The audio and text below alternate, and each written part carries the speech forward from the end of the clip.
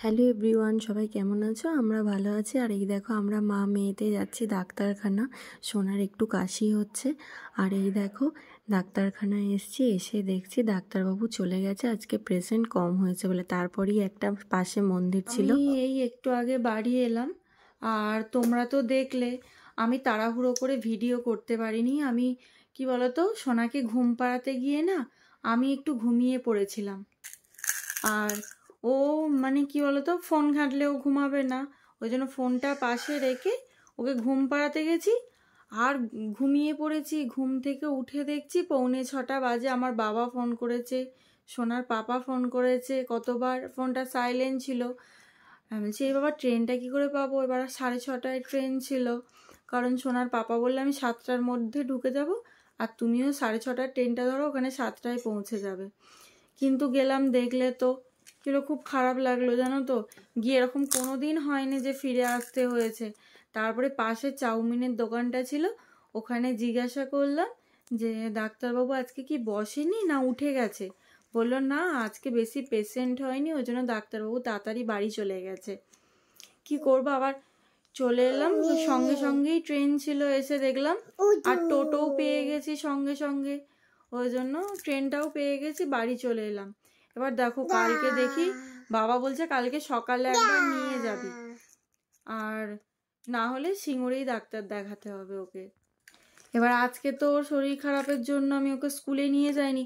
আর কালকে জানো তো, কালকেও খাট থেকে লাফাতে লাফাতে পড়ে গিয়ে এইখানটা রক্ত বসে গেছে, হাঁটুতে রক্ত বসে গেছে। ওই জন্য আমি আবার এখানে আসতে বলেছি, লাফাবে না, আবার পড়ে যাবে কিন্তু। মানে একটা মুহূর্তে ও স্থির নয় জানো তো। আর আর এই কদিন ধরে না, এই 3 দিন ধরে দেখছি রাত্রিবেলা যখন ঘুমাতে যাচ্ছে খুব কাশি হচ্ছে, কেসে কেসে বমি করে ফেলেছে, কালকে বমি করে ফেলেছিল। ওই জন্য ডাক্তারখানায় নিয়ে গেলাম। আমি যে দেখি সেই 3 মাস আগে নিয়ে গেছি, একবার দেখিয়ে নিয়ে আসি। দেখেছো, বারবার ভিডিওটা আমাকে বন্ধ করতে হচ্ছে, এত বিরক্ত করছে।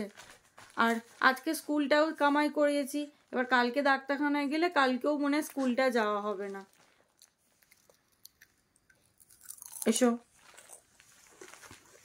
এত বিরক্ত করে, মানে শান্তি দেয় না আমাকে একটুও। আমি এখনো পর্যন্ত রান্না করতে যেতে পারিনি, 10টা বাজে। ওর পাপা চলে গেল একটু আড্ডা দিতে, এবার আমি ওকে নিয়ে রান্না করব কি করে? এলে তারপর তরকারি করতে যাব, নাহলে ওকে নিয়ে রান্না হয় নাকি? ও গিয়ে সে আমার সাথে ঠান্ডায় বসে থাকবে। তারপর তোমরা তো দেখলে রাত্রিবেলা আর ভিডিও করতে পারিনি, খুব বিরক্ত করছিল। এটা হচ্ছে তারপর দিন সকালবেলা আমি ঘুম থেকে উঠি, দাঁত মেজে ব্রাশ করে ফ্রেশ হয়ে নিলাম। থেকে উঠেছি ওই 6:30 নাগাদ করে। আর জানো, উঠেই দেখি যে সোনার পাপা নেই, কোথায় চলে গেছে। ঘরে আমি আর সোনা। তার কিছুক্ষণ পর দেখছি বাজার নিয়ে আসছে। আমি তো মানে অবাক যে সকালবেলা ঘুম থেকে উঠে বাজার নিয়ে আসে। যে ছেলে পড়ে পড়ে ঘুমায় তাকে ডেকে তুলে অফিস পাঠাতে হয়, সে নাকি বাজার করে এক ব্যাগ বাজার নিয়ে বাড়ি এলো 7টার সময়। আর দেখো কি কি বাজার করেছে। এখানে কুমড়ো নিয়ে এসছে আধখানা, পেঁয়াজ কলি, যেখানে ডাঁটা 2-4টে হয়ে যায় সেখানে প্রায় মনে হয় 15-16টা ডাঁটা নিয়ে এসছে। বিনস, ক্যাপসিকাম, টমেটো, কত পেঁয়াজ! মনে হয় 2 কেজি পেঁয়াজ, আর আদা মনে হয় 501 কেজি। গাদা পেঁয়াজ এনেছে। আর গাজর কম এনেছে, 2 পিস। এখানে সিঙ্গুরের ডাক্তারটার কাছেও এসে দেখছি ডাক্তারবাবু নিয়ে, ডাক্তারবাবু বেড়াতে গেছেন। আবার মা, আমি, সোনা 3জনে হেঁটে হেঁটে বাবার দোকানে চলে এলাম। আর এসে সোনা দুষ্টুমি শুরু করে দিয়েছে দাদার দোকানে।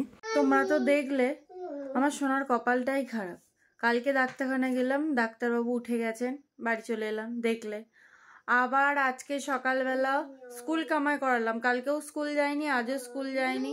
আমি জানলাম ডাক্তার দেখাতে গেলে লেট হবে, আর স্কুল যাওয়া হবে না বলে আবার জানো টোটো থেকে নেবে। মা আমার জন্য স্টেশনে অপেক্ষা করছিল, মা আর আমি, সোনা 3জনে মিলে গেলাম। গিয়ে দেখছি ডাক্তারবাবু নেই, বেড়াতে গেছেন। এবার যেন এতই কাশছে, মানে সর্দিটাও ওর অনেকটা বেড়ে গেছে সোনা। ওই জন্য না আবার ভাবছি কালকে একবার ট্রাই নেবো, আর একবার যাবো শ্রীরামপুর, কারণ এই ডাক্তারবাবু 23 তারিখ ফিরবে, 24 তারিখে বসবে, অনেকটাই লেট হয়ে যাবে। ওই জন্য ভাবছি কালকে আর একবার যাবো। মানে কপালটাই খারাপ গো, কালও তাই হলো আজও তাই। যদি জানতাম তাহলে আর যেতাম না, স্কুলে পাঠিয়ে দিতাম। আবার আজকে অটো করে যাচ্ছি, বলছে মাম্মি ম্যাম ম্যাম স্কুল যাবি, বলছে হ্যাঁ। আমি বলছি ঠিক আছে কালকে তোকে পাঠাবো। তারপর মায়ের বাড়িতে ছিলাম, এই সন্ধ্যেবেলা বাড়ি চলে এলাম। কি করব, স্কুলও যাওয়া হলো না, ডাক্তার দেখানোও হলো না। মা বললো তাহলে ছেড়ে দে, একবারে রাত্রিবেলায় বাড়ি যাবি। কিন্তু আমি ওই সন্ধ্যের দিকে বাড়ি চলে এসেছি।